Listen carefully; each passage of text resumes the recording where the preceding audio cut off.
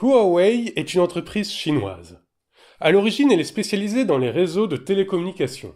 Elle s'est ensuite étendue à la fabrication et la vente de terminaux, comme des smartphones ou des ordinateurs. Le 19 mai 2019, l'entreprise Huawei est placée sur une liste spéciale par les autorités américaines. Elle va devoir obtenir des autorisations particulières pour accéder au marché US. Pourquoi ? Selon The Times, la CIA rapporterait que Huawei est financée par l'Armée populaire de libération, l'armée chinoise, la Commission de la sécurité nationale chinoise et une autre branche du renseignement chinois. Selon la CIA, Huawei se servirait de ces appareils pour espionner le monde entier. Elle pourrait se servir de ces installations 5G en négociation en Europe et ailleurs pour renforcer encore cet espionnage. Mais la situation n'est pas aussi simple que ça. Le bannissement de Huawei du marché américain intervient dans un contexte de guerre commerciale entre la Chine et les États-Unis. Le président américain, Donald Trump, s'est servi de l'argument de sécurité nationale pour exclure Huawei, un poids lourd de l'économie chinoise.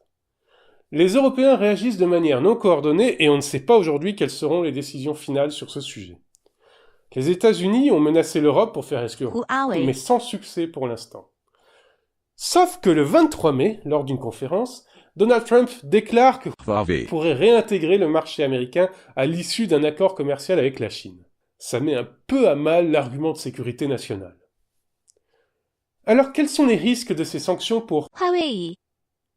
Un simple mot. Catastrophique. Google a annoncé qu'il révoquait sa licence Android pour Huawei.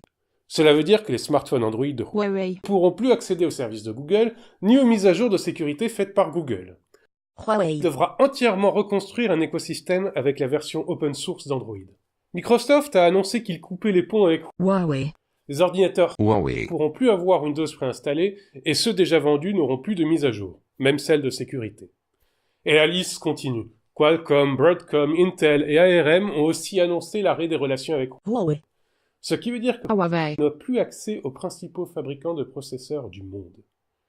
Les processeurs étant indispensables au matériel informatique, c'est un énorme problème pour la production de smartphones et ordinateurs. Huawei avait anticipé ces problèmes car Donald Trump avait déjà fait des déclarations annonçant potentiellement des sanctions. L'entreprise a acheté pour 3 mois de matériel américain dans l'espoir d'avoir rétabli les relations avant cette échéance. Donc, Huawei a déposé une plainte à l'encontre de l'État américain devant la justice américaine pour faire lever la sanction. L'entreprise fait valoir l'absence de preuves d'espionnage.